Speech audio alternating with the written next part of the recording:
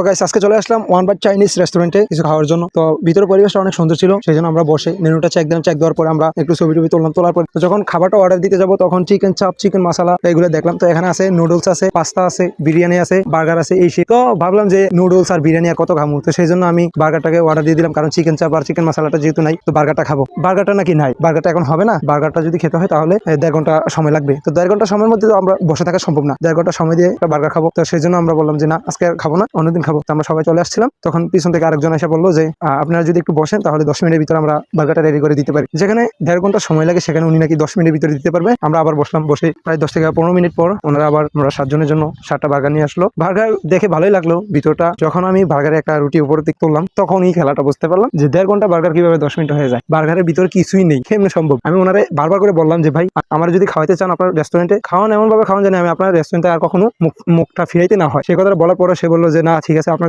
ভালো হবে, সমস্যা নেই, আপনি খেয়ে দেখেন।